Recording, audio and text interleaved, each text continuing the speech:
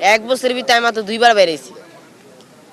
আর আমি ভালো থাকতে ধরেন ঘরে থাকতাম না, সারাদিন স্কুল পড়ে থাকতাম, ভাই ব্রাদার স্কুলে থাকতাম, খেলতাম, সবাই ঘর থেকে বেরোতে পারি না, আমার পায়ে এমন ব্যথা। যারা কলেজে পড়ে, ভার্সিটি পড়ে, বড় ভাই আমার ভাই ব্রাদার আসলে স্কুলের, ওগুলো গেছি, পরে পুলিশের সামনে যাইছি, তারপরে আমার গুলি করছে পুলিশে। হ্যাঁ, অনেক মানুষ গেছিলাম আমরা, আমি তো বুঝি নাই যে আমার লাগবো। আর আমি মনে করছিলাম যে আমার যদি লাগেও সিল্লা যাবো, আমি তো এমন মনে নেই যে হাড্ডি ভেঙে যাবে গা। এই যে আমার এত রক ছিঁড়ে গেছে, আমি এটা ভর দিলে এটা কাঁপে। এখন আমরা দেশের উন্নত চাই, কিছু সাহায্য চাই। ওর বাবা নাই, 4টা গুলি খাইছে এই বয়সে, 12 বছরের ছেলে। মানে কি কিছু করে না, মানে সরকারে যদি আমাদের কাট করে নাই, এখনো কাট হয় নাই আমার বাচ্চার। আর এর বাবা নাই, আমার দৌড়াইতে হয়, বাসা বাড়ি কাজ করুম না দৌড়াদৌড়ি করুম।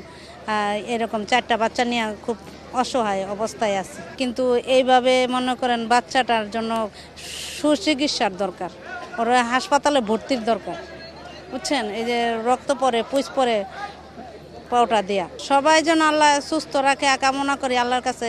কই পীর মসজিদে আল্লাহ রসুল আল্লাহ ভালো রাখুক, সুস্থ রাখুক সবাই।